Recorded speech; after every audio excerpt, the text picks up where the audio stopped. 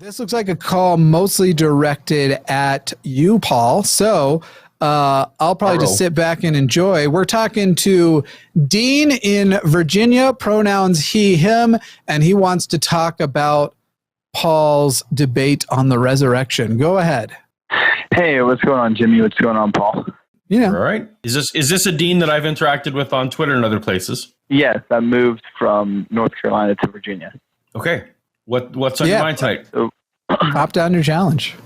Well, I wanted to ask you a question, Paul, about your conversation with Sean McDowell on Justin Brierley's about apostles and martyrdom. Yeah. Well, I know that you don't agree with Sean.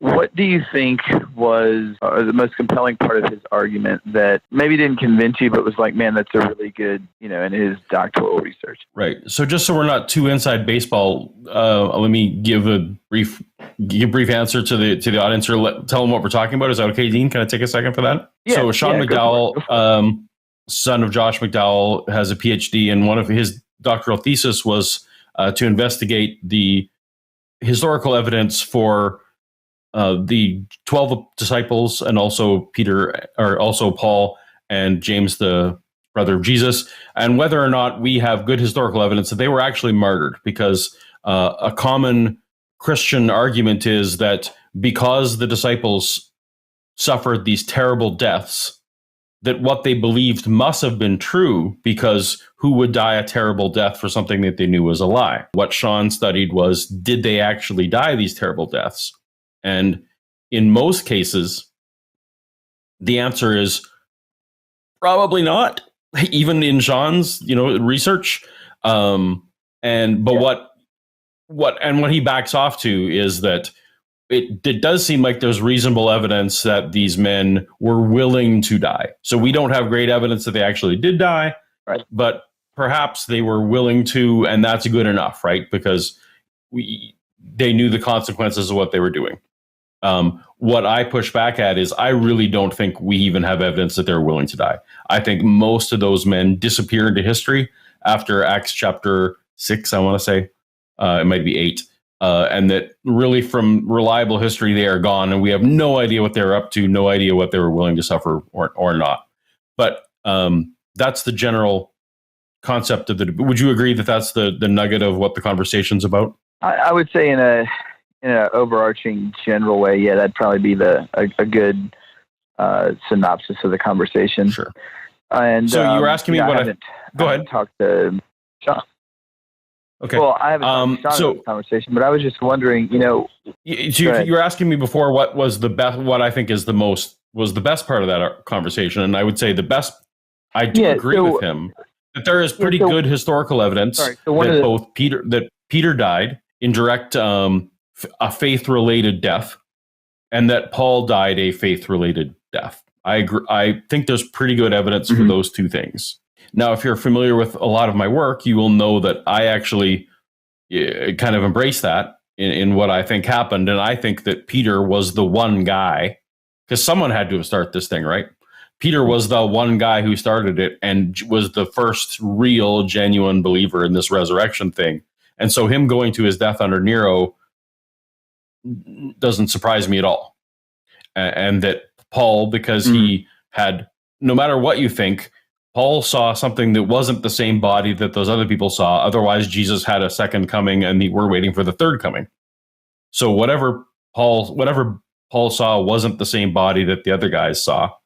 And so again, I can accept that he was a real believer. So those two guys, I'm cool with, and the rest of the evidence for everyone else is pretty scant, and in my view, not up to historical snuff. And frankly, in Sean's view, it's not up to stuff for them. So I guess I just kind of dismiss this whole idea that we're supposed to take the deaths of the people, or even the willingness to die of these men, as a historical fact that needs explaining. So, there's the nugget that I think Sean really latched onto. We have evidence for those two guys, but to me, that doesn't mean anything. What do you think I'm missing, or does that answer your question? Push the needle one way or the other. Huh? No, that answers my question. I think I wanted to ask you, because one of the things that we have a tendency to do in these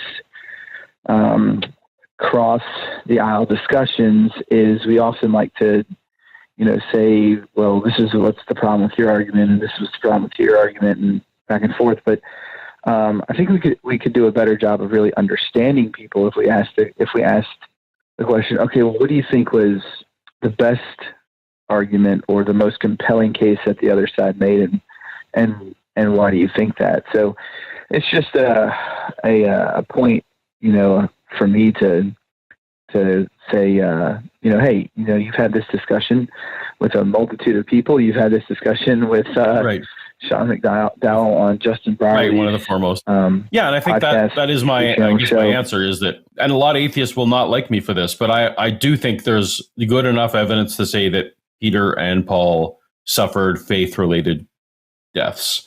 I could go on and on, but I don't want to bore Jimmy's audience with the minutia of the history and theology here. But we have at least 9 minutes to kill, so you can go, man.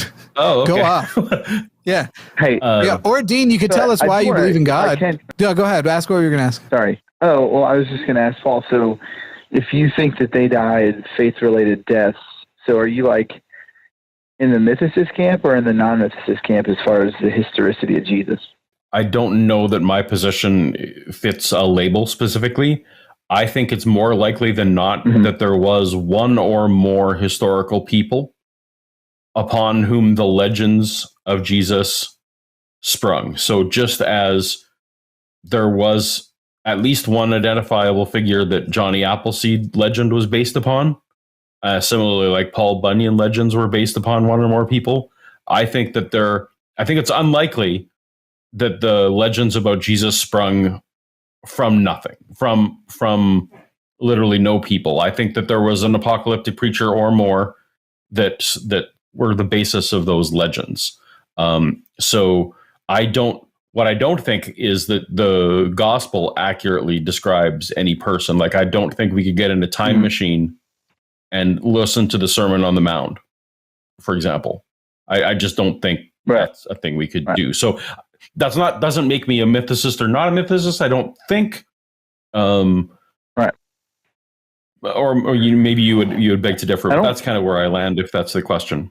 Well, I don't know. I don't know whether that would make you a mythicist or not. I guess my understanding of the mythicist position is that the person Jesus of Nazareth was not a historical figure, and these things are just myths that were made by his followers, and some mythicists go as far as to say they draw on myths prior to Christianity. So I think your position, at least from my reference point, is not one that I've heard.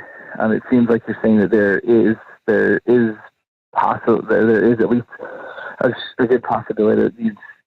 I'll tell you the one thing that makes me think that it's based on somebody, and it's not a traditional view. The one thing that really makes me think that there probably was a guy that they were basing this on is that both the author of Matthew and the author of Luke both had to come up with the story why a guy from Nazareth was born in Bethlehem, and they came up with entirely different stories about why that was.